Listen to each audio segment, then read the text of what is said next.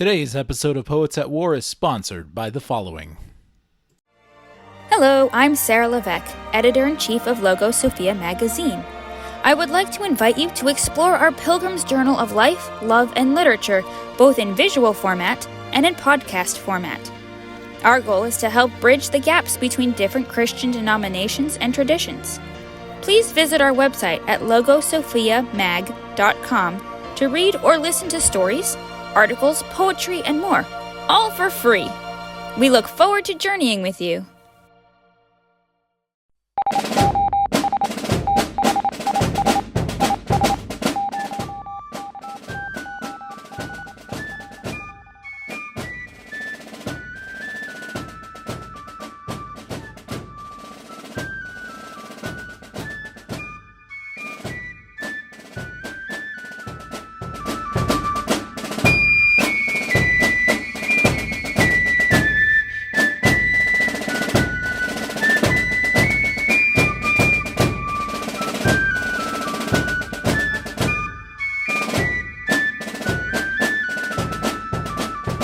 Just so we can have it going.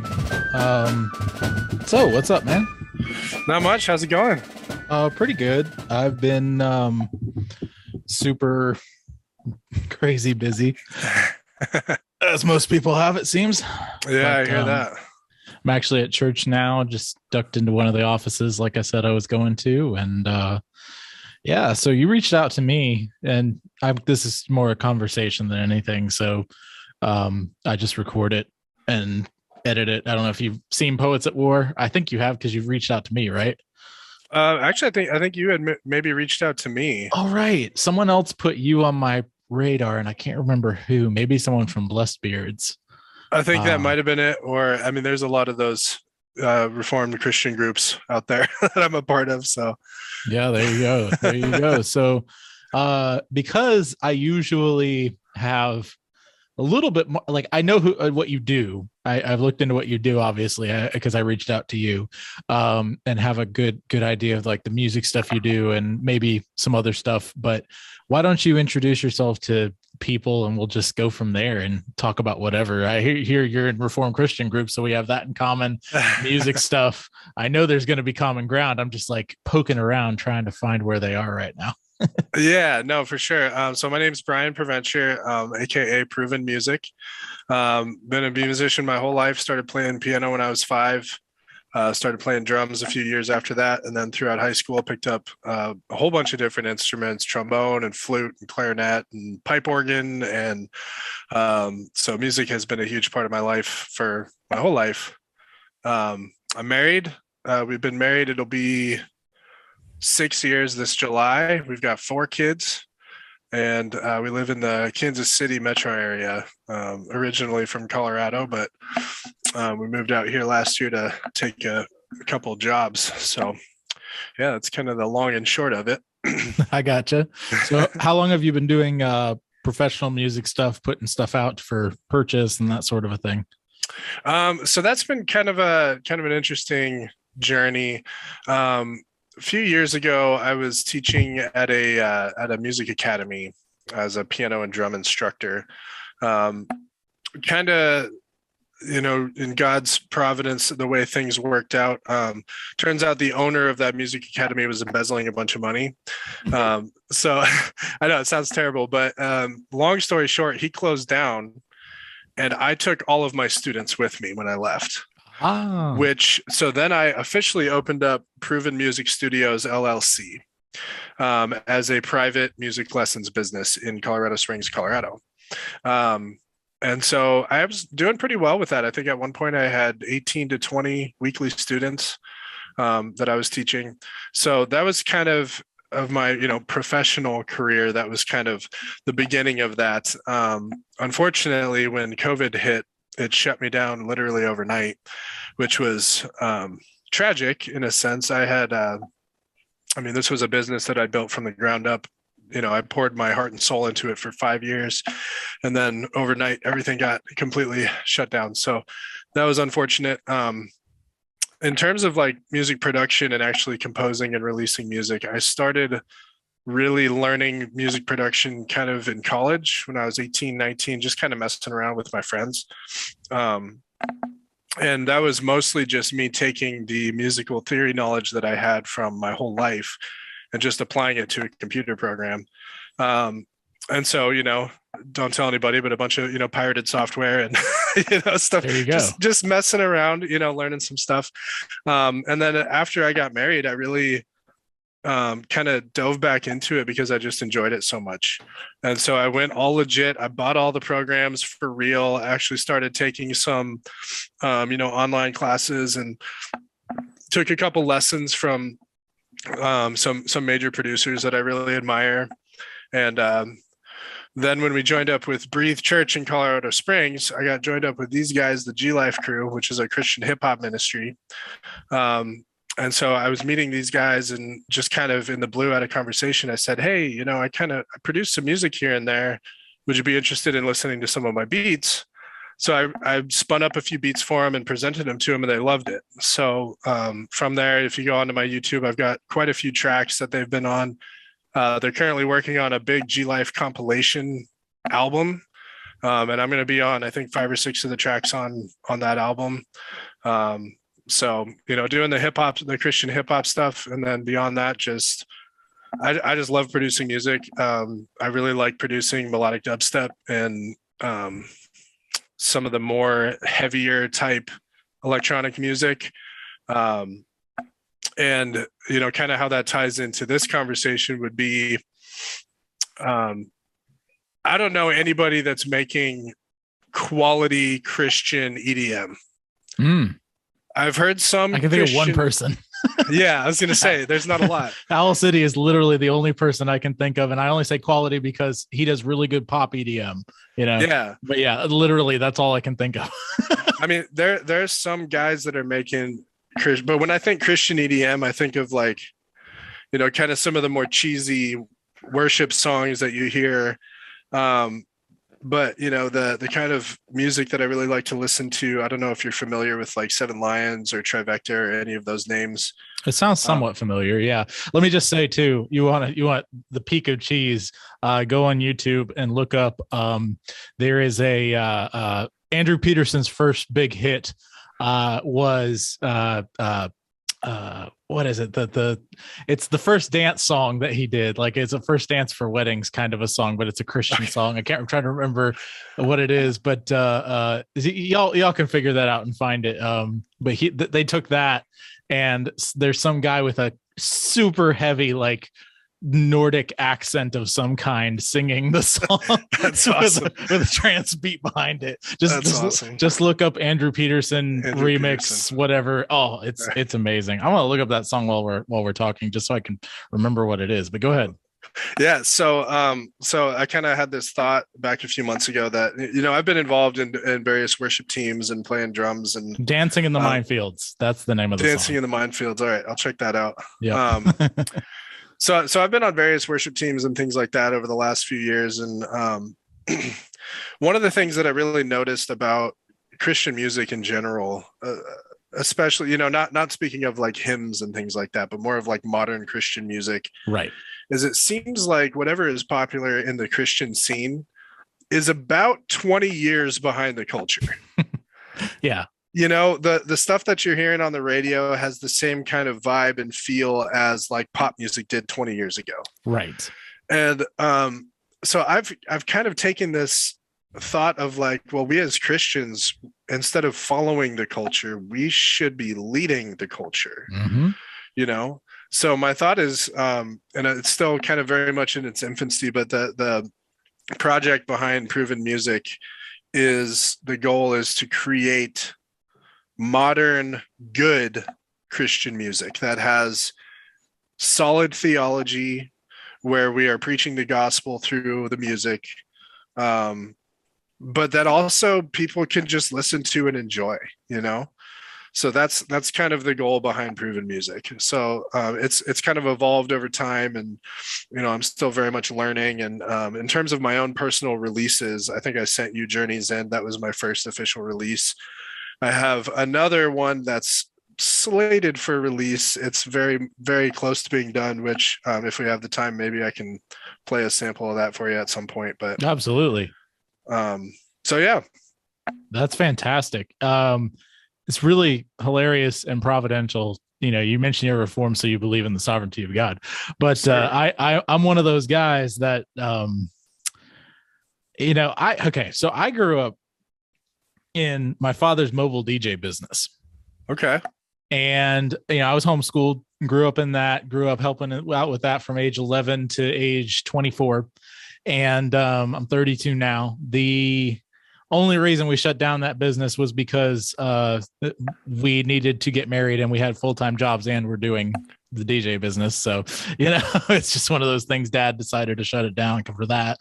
But basically, I grew up loving good, hard, dancey, and it might be a little bit, you know, different than what you produce, obviously, but I'm saying there's similarities, especially because electronic music, especially in the church and a lot of places, is kind of looked down upon as being unoriginal and this, that, and the other. And it's just a machine. It's like, I always thought that was ridiculous, because a lot of the stuff that, you know, when you're trying to get people to dance, you got to have some sick beats. Right. Yeah. And so I grew up loving, you know, some really, really great stuff. And, you know, some of it's over the top cheesy because DJs, right? Like, you know, whatever. But like there's a lot of stuff that I found that I would play that I loved. And I tried learning very early on to produce stuff, and I tried way too early and I failed, but I've kind of come back around. I'm more into scoring things now because I'm a storyteller and, you know,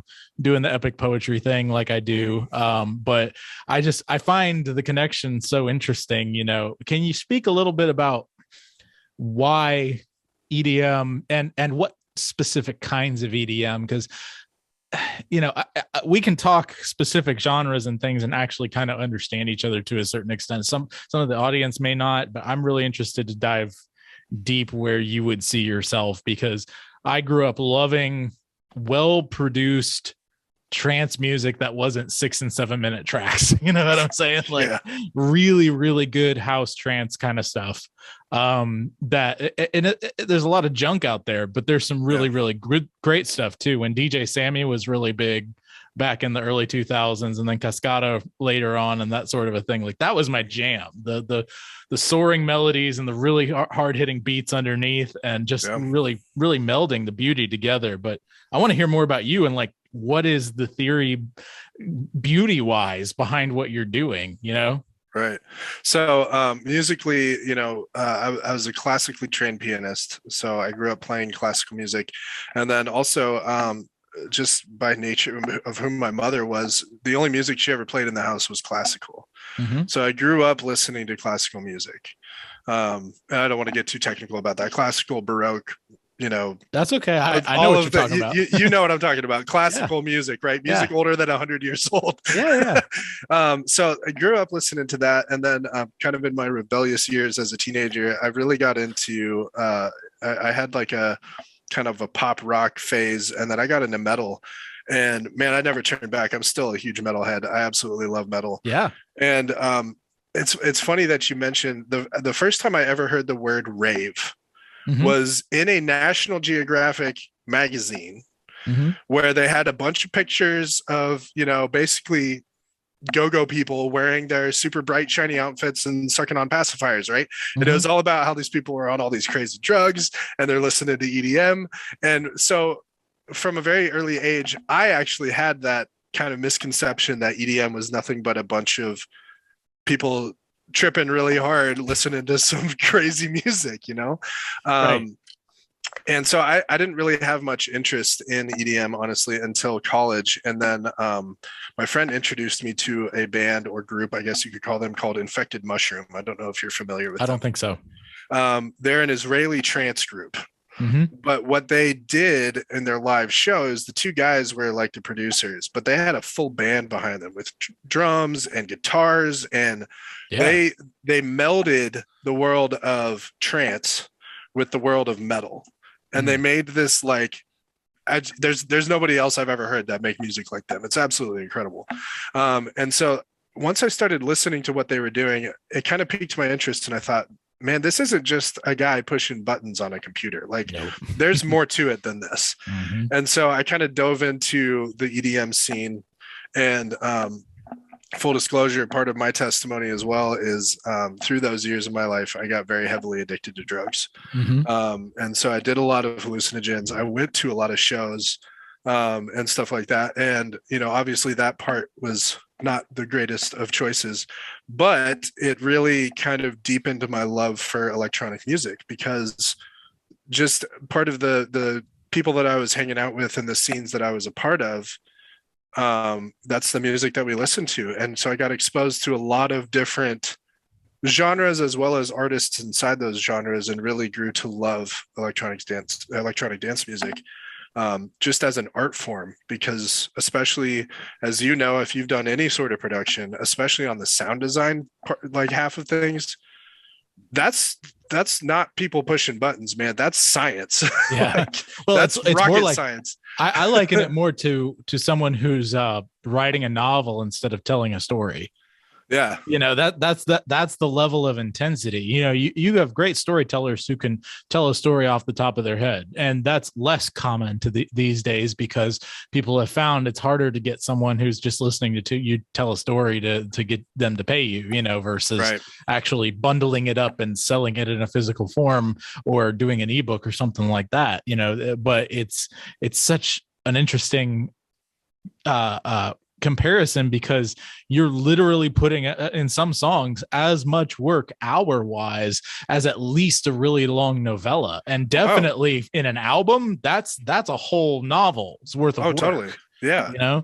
And so that's one of those things that people don't realize, like the layering that goes on, and the planning and the theory. It's like even more in depth than what composing was, because you're actually creating a sound with sampling and oscillators and whatever else you're working with, Exactly. So, yeah. And just, especially nowadays, man, the technology has come so far. And you listen to a really solid EDM track, like I'm just going to throw Seven Lions out there because he's one of my favorite producers. But man, you just take one of his tracks, 3 minutes, 5 minutes long, listen to it, and every split second of that entire piece of music is meticulously perfected to the point that every single sound that you hear.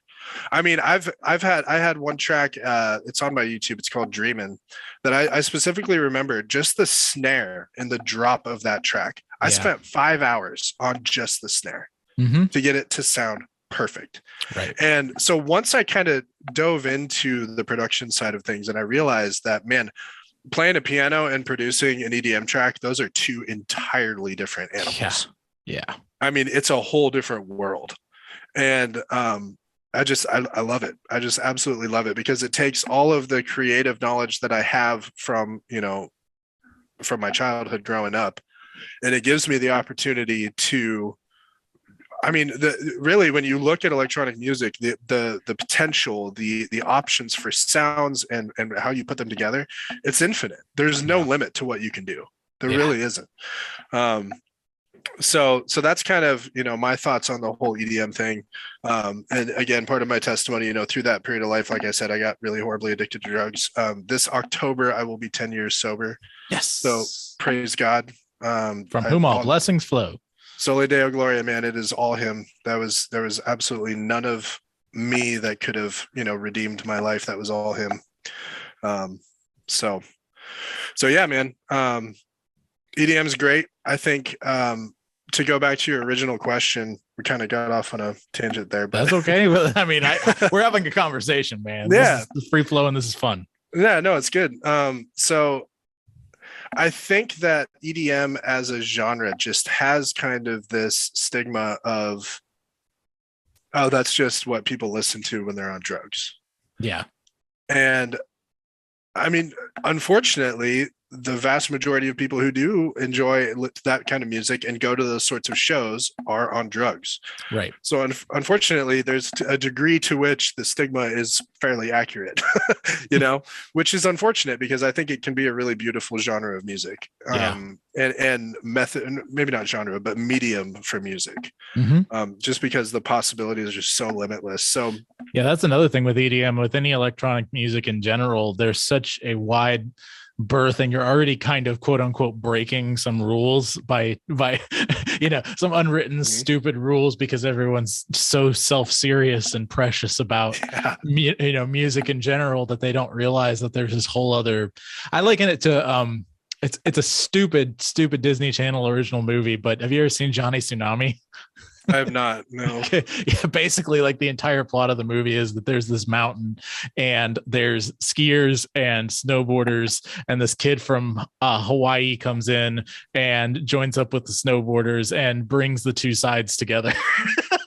Oh man, it's so dumb, but like at the same time, the way they portrayed the way the skiers look down upon the snowboarders, I'm sitting there going, you're doing basically the exact same thing, just with one piece of wood instead of two.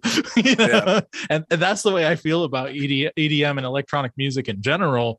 Like, okay, and yeah, there's a stigma there with drugs, but I don't think that's the only stigma. I think the other stigma is people tend to look at things that are electronically produced as vapid and shallow, in general.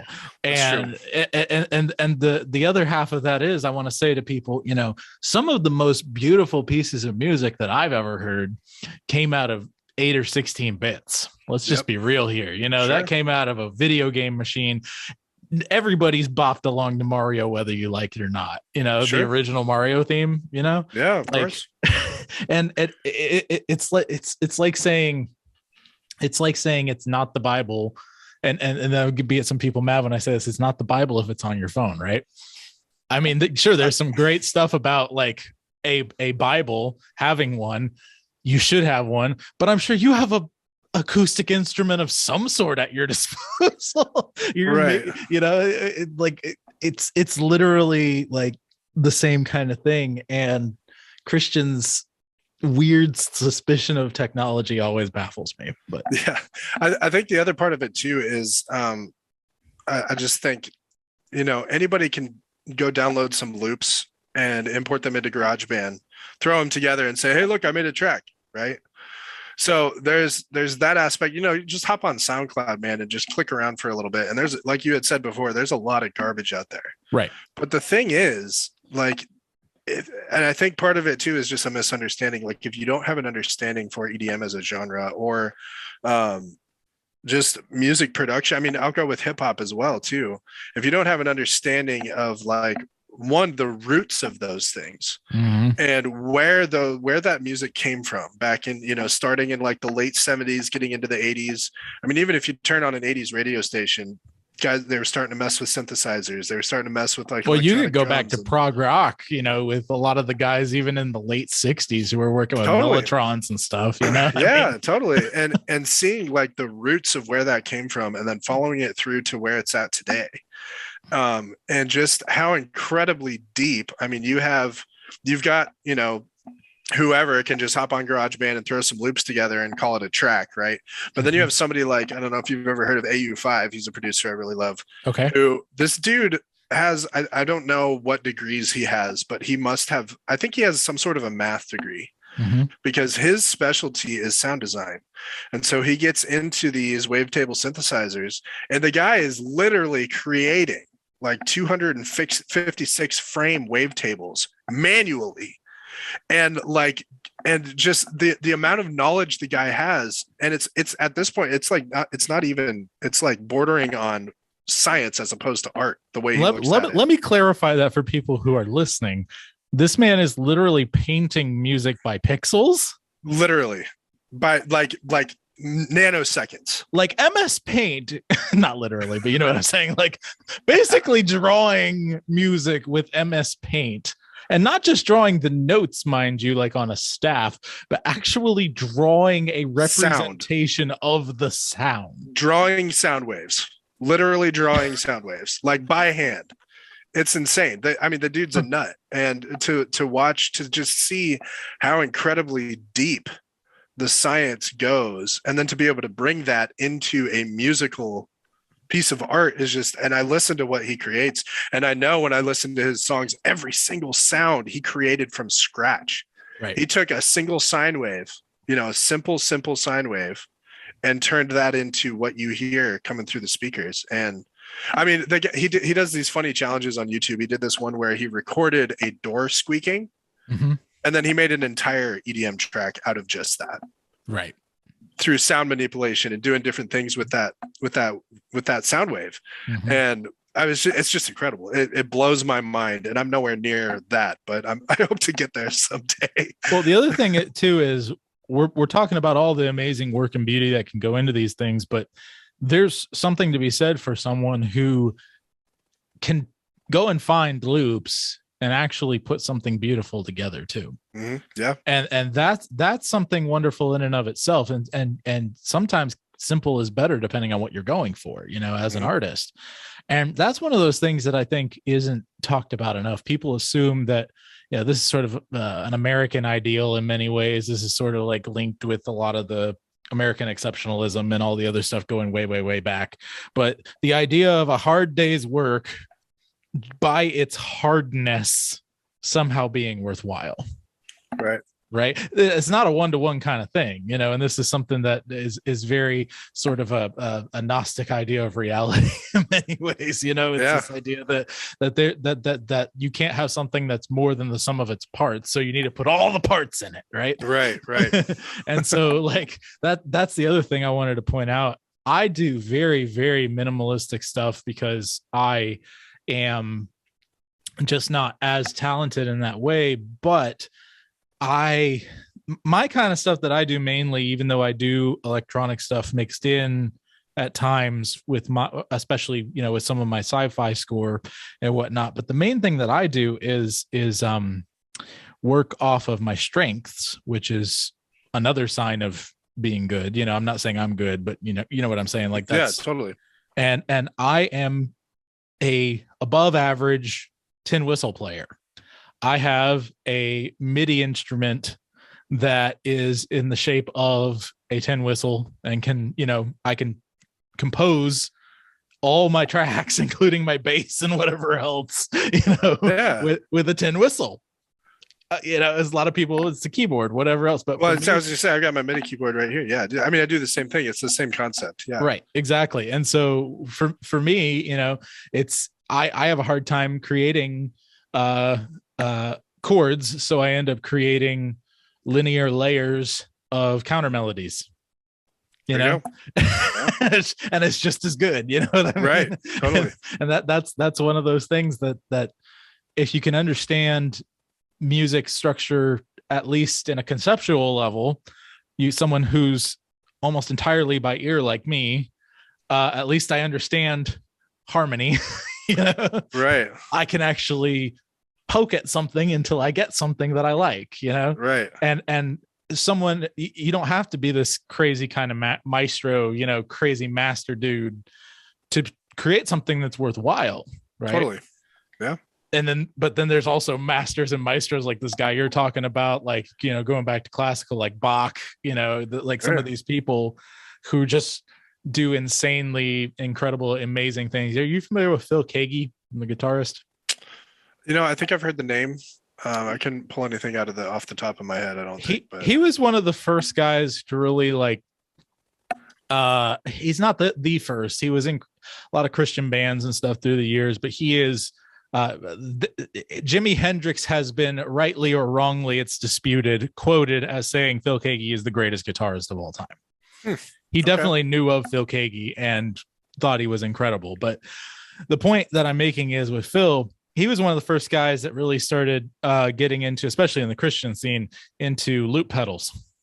Okay. And he started doing, the looping stuff, and he's an absolute master at the looping guitar kind of thing. One man show for 2 hours, like he's just insane. There's stuff that he does with a guitar. He'll just straight, like sing into the hole for a backing vocal, get the echo and everything, just That's all awesome. kinds of stuff. And so Yeah.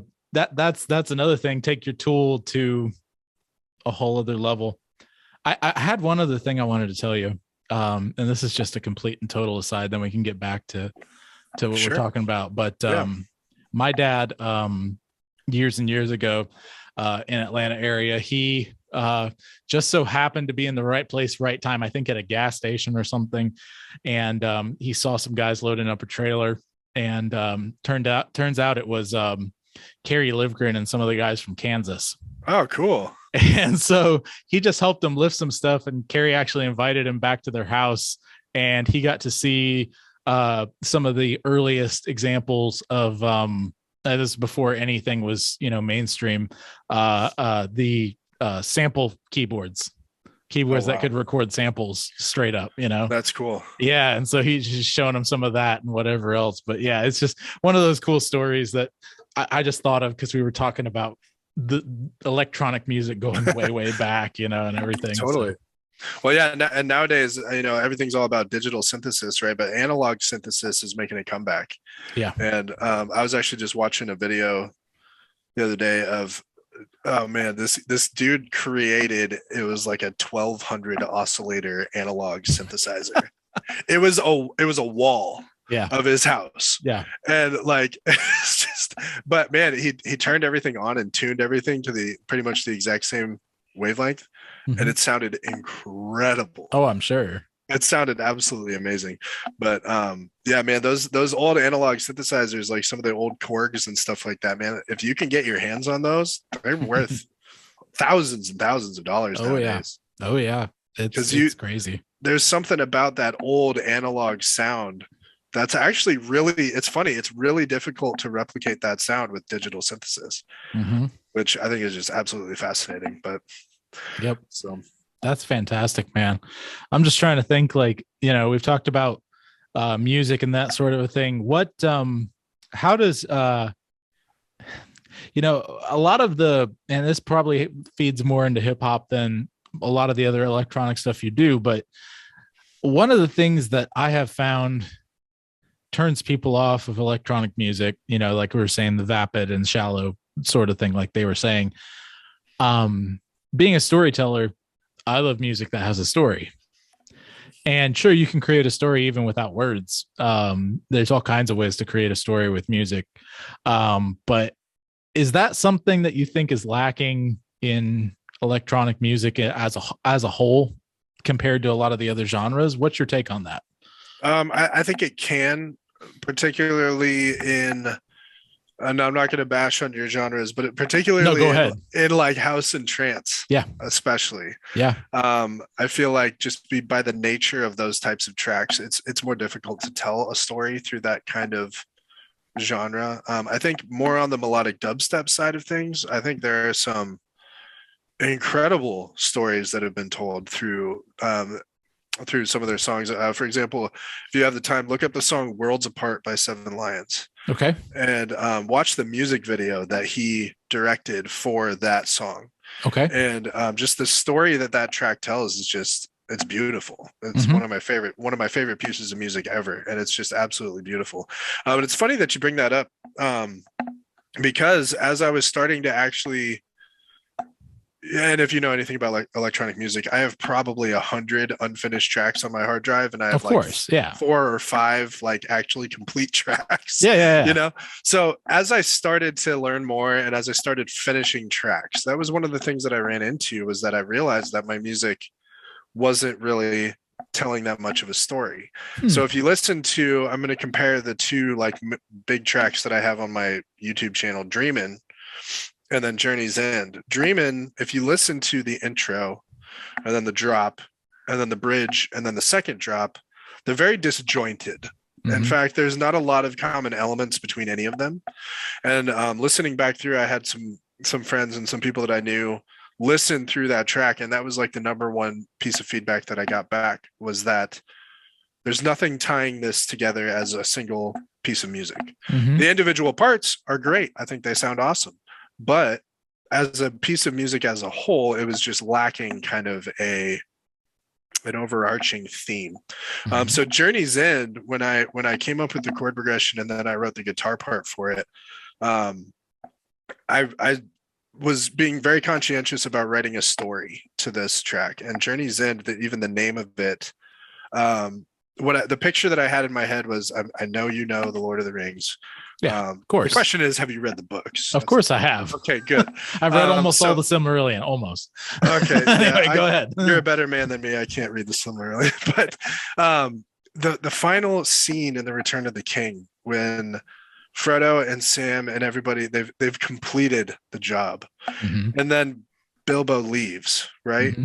And there's this Bilbo and Frodo both leave, right? And there's this sense of accomplishment, but also like it's a bittersweet.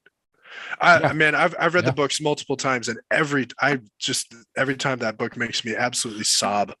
It's a semi-annual kind of thing for me. So yeah, I'm right totally there. I'm right there. When I finish that story, every time I cry. I can't help it. Mm-hmm. And that was the picture that I had in my head when I wrote Journey's End. It was this triumphant but also bittersweet ending to a story. And so that's kind of what I've been really trying to focus on more as I write, is trying to, like you had mentioned, write more of the story with my music, because again, in a roundabout way, to answer your original question, I do think that as a whole, just by the nature of being able to just slap loops together, there can be a tendency to kind of miss that creative process where, what message am I trying to send with my music? Right. And so what I think, on the one hand, that's a problem, but on the other hand, what I think that does for us as Christians, especially as Reformed Christians, is that leaves a gap for the story to be told. That story needs to be the gospel. Right. And so this track that I'm working on right now, I have a little teaser on my YouTube for it. It's going to be called Genesis. Right. And the idea behind this track is I want the first few lines of Genesis chapter 1, Genesis 1:1 through 5-ish, and then the first few lines of John chapter 1. So, because that juxtaposition. Yeah, of course. And I want to read through those kind of in the intro. And then I've got some other ideas for later on in the track. But the goal is to make a track that sounds good, and also, like, let's use the word, it sounds cool, like it's a cool sounding track, but there's the gospel right there. Right. Yeah. And it's the story of Christ in the track. Mm-hmm. And so that's kind of my goal for that track. I'm still kind of fleshing some ideas out for that. I've been super busy at work. I've been working 80 hours a week for the last 6 months. So I haven't had a lot of time to work on music, but that will change shortly, I hope. So, I gotcha. Yeah, man, I think there is a gap for a message coming through EDM, where there's a lot of, as we talked about before, especially just even, the name of the genre, trance. Right. The music itself is meant to put you in a sort of trance. Right. That's what it is. Right. And so there's not a lot of story to tell in there, and the stories that are being told are not necessarily a Christian story. So, so my thing that I agree with you completely. Here's the thing. I jumped from project to project, and the one thing that God's kept me consistent on all these years is the epic poetry. It's the thing that I always keep coming back to. It's the thing that I love and the thing that I do.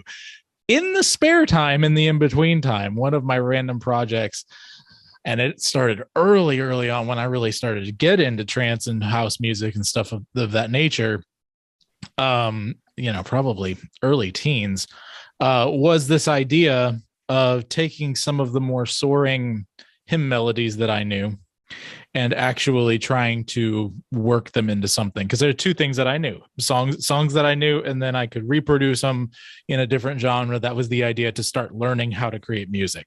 It wasn't until I was in my mid to late 20s before I really actually started doing it in any kind of success. Yeah. But when I did, and I still have a version of Crown Him with Many Crowns somewhere, but the idea that,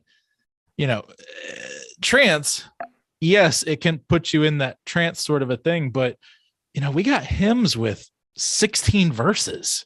It's true. I'm sitting here thinking to myself, you've got a set melody you can have a couple breakdowns and things happening in between Yeah. and just reloop that melody again and add new words.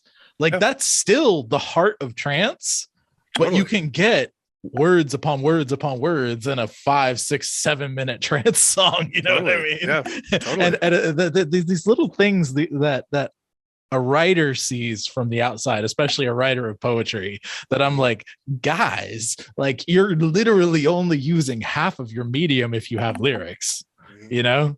And that's just like I said, I'm epic poetry guy. So of course I'm going to be the one who wants to do, let's do another verse, you know? But, 12 minutes. Yeah. But that's the thing. Like, it doesn't have to be that way, you know, and it can still be trance, but actually have depth to it, right? And still put you in that kind of trancey feeling, even, you know, but you're Totally. getting more and more words, you know. Yeah. So, but I was gonna say, goodness, I forgot. No, it's okay. I'm sure you'll remember. I'm sure I will. One of the crazier thoughts that I had through all this is, like, you know, you think of a big like EDM show at Red Rocks in Colorado or something like that, or one of these other huge stadiums. And I just thought to myself one day, I went to one of those shows and I was thinking, man, you know, there's like 12,000 people here. What if Seven Lions just stopped the music for a minute and just like read a psalm? Yeah. Or like, what if he just stopped and preached the gospel for 5 minutes? Mm-hmm. Like what effect would that have?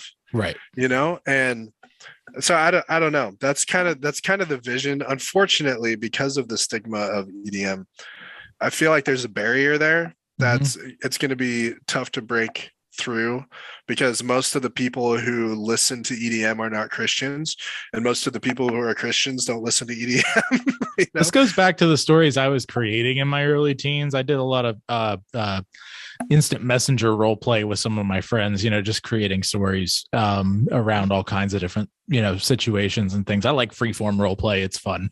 But during that time, one of the big characters and things that I launched into, just because I was into the trance sort of thing at the time, was, and I don't know that this exists for real. I think I've looked it up before, but it's been years, and there's little tiny like really, really tiny corners of it.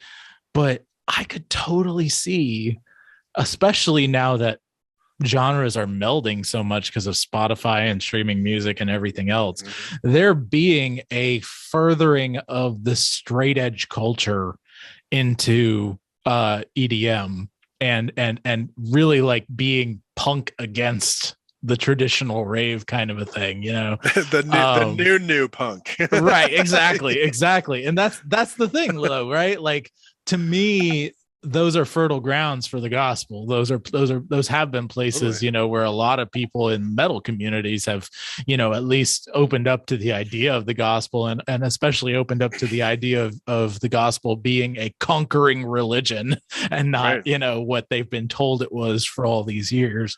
I think there's totally a space for straight edge, clean rave kind of, you know, things, whatever you want to call it. I feel like there has to be, right? I mean, right.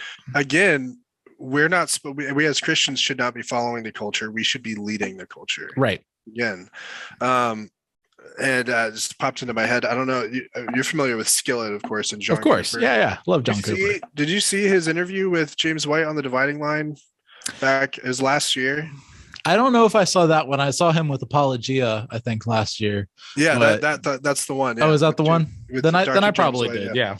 Just one of the things that stuck with me about that is, I mean, Skillet is a huge, internationally recognized metal band, right? But his theology is really good.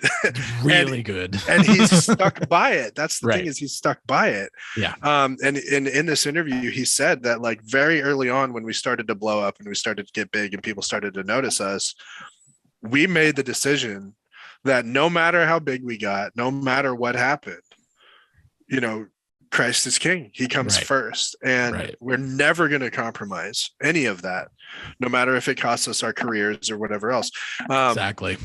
And so that was just so inspiring to me to know that there are people out there like John Cooper who can be superstars and still be like solidly reformed, theologically sound Christians. Absolutely. That's a thing. And before that, I didn't realize that was a thing. I kind of thought Reformed Christianity was like, we're Calvinists, man. We're like the outcasts of society. Well, here's the thing for me. Like, I sit there and I was raised Christian. I was raised Presbyterian Reformed dude from I don't remember a time without Christ, And so for me, like, I would hear people say that kind of thing and I'm like, well, I can do it.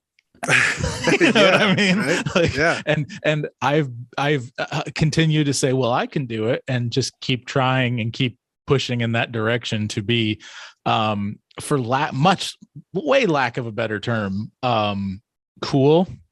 Yeah. and a Calvinist. And I mean cool, not in the world sense, obviously. Let's just get that out of our head, but actually be aesthetically pleasing and exciting in whatever the art form is that I lay my hands to, right? Totally. Like, we have the creator of every single material that we're currently working with, including all the digital sounds and the words, English language, the sounds that come out of my mouth, the microphone, the computer that's using this magical portal that we're speaking through right now. And the fact is, like, we have all of that, and he gave it to us as a gift. Like, why shouldn't we be playing with it as a gift? Right. You know what I mean? And using it to push forward the message of the gospel. And gardening it in a way that is cool and aesthetically pleasing. You're like, yeah, this is what this thing was for. Like, this aluminum was mined for this microphone, for this purpose, for this point in time, right? Like, and I'm just moving the software in a way to open up this portal in order to have this amazing, wonderful conversation, right? And moving along in God's story, just going like, yeah, okay, I'm definitely not the protagonist of this story, but I can maybe possibly with his grace be a really, really cool, weird side character that all the all the little late elementary school boys want that action figure once they get the real hero. You know what I mean, right? Like, yeah, for real. So, no, I think too. I didn't tell you that part of my story, but so I was raised Roman Catholic. Through my rebellious years of drug addiction and all that stuff, turned my back on God entirely. And then when I met my wife, we started going to church, but we were going to church at a more like modern, not modern, modern's not a good word. Evangelical, progressive. Progressive. Okay. Progressive type, borderline NAR. Are you familiar with NAR and all that? Not really, but okay. Like Bethel, Hillsong. Okay. Yeah. So more along those types of lines, not quite prosperity gospel, but pretty close. Right. And so then the Lord, and it was through music that he really pulled us out of that into Reformed theology. And the first pastor that we started listening to was Jeff Durbin. Yeah. And I think that's one of the things I still, to this day, I absolutely love Jeff Durbin. And I think that's one of the things that gets to me about him is he's cool. Yeah. He's cool, and he's a Calvinist, and he's kind of a bit of a renegade, which I think to me that also is appealing. My inner rebel wants to renegade with him. But man, if you hear him preach about that, I mean, what were the first century Christians doing? The Apostle Paul was a heck of a renegade. I mean, he was getting chased out of cities, and people were vowing to never eat or drink until he was dead. Right. Like, it's about as renegade as you can get. Right. So, are you familiar with Rich Mullins? Yes, actually. Okay. So Rich Mullins, he very famously did a lot of talking and preaching and stuff while playing piano in between songs at his concerts and stuff. And he had some wacky skinny branched kind of stuff, but he was also really solid in his faith in many ways. And he got even more solid as his life went on before he passed away from the car crash. But he was he was a guy, one of my favorite things that he said at some of his concerts was that, when you look in especially the Old Testament, but in general, like the Bible, it's just full of weirdos, a bunch of really weird, cool, crazy things happen to these weirdos. Yeah. And I'm sitting here going, as a kid who grew up in Sunday school, actually going to it, actually trying to participate and learn, because I'm here. I believe Jesus is Lord. So, like I'm growing up in this and being like, people go, oh, they jump from Moses parted the Red Sea. What's the obstacle in your path so you can part the? I'm like, wait a second, God parted a sea here. Yeah. And he used a wizard to do it. Yeah. Like straight up a wizard. Like that's where we get wizard from, wise man Moses. Like I drives other people nuts, but I refuse to call. I will say magi, but the wise men, as that people say, that came to visit Jesus, I always make it a point to say wizard. Because that's what they were. They were astrologers, that were coming to worship the king. That's wacky in and of itself. The stars told them that he was there. There's so much more beautiful and wonderful, crazy, magical stuff. And one of the biggest lies that has been told over the past, honestly, up to about 400 or 500 years, basically since the late Renaissance, like, has been that the world is not the world is not magical. God didn't create with word. It was evolution and science, and you're just taking boring. It is so boring. and Christians have just bought it hook, line, and sinker. And I'm like, guys, did you read the story with the the guy pulling a suicide mission to save his people by pulling the pillars down on top of himself? Yeah. Like, or I was in my I'm reading through the Ligonier Bible plan this year. Mm-hmm. And so in my reading, I just finished up the book of First Kings. Mm-hmm. And man, Elijah was a gangster, man. Like that dude was for nuts. real. I just the scene of him and the prophets of Baal on the mountain, like he's like, where's your God? Is he off relieving himself? And then just calls down fire from it. Just so cool. And there's so many more of the prophets that people don't even read, like Amos. Yeah. Like Amos, like if you actually sit down and read Amos and you see the fire that he is spitting from God, like, he is just an absolute flamethrower of God's wrath. And it's legitimately terrifying. Oh yeah. And there's stuff that those guys would say and do that if you got anything close to that as a preacher today, and a lot of it's because we've completely destroyed the idea of the office of preaching instead of the business aspect, right. And everything else in our whole culture is built around institutions that don't really actually have power. Right. Power from God for a purpose, right? For real. But that's a whole other thing. Like, I just, man, it has been absolutely amazing talking to you. I want to keep you on for a minute after I wrap things, but I think this is a good spot to wrap this one because we brought it back to the gospel. I don't want to keep you too terribly long, and I got to be places too, but I did want to talk to you a little bit after. Let me just go ahead and do a sign off after you plug your stuff and get people to your places. Yeah. Check me out on YouTube, Proven Music. My logo is the big green P. Can't miss it. Working on releasing a new track here probably within the next month or so. And then the big G Life album is dropping sometime this summer. Not sure when, but it's coming. So look for that. Check me out on Spotify. I've got a link in my YouTube, SoundCloud, all my stuff's up on there as well. So appreciate any support. And, genuinely, I appreciate feedback. Mm-hmm. I'm always trying to improve myself as a musician, as a Christian, as a father, and just as a person. Any and all feedback is always welcome. You're not going to hurt my feelings. So wonderful. Well, guys, remember, be your family's bard. Do not turn to the right or to the left, and the Lord will be with you wherever you go. We'll see you next time in the trenches on Poets at War.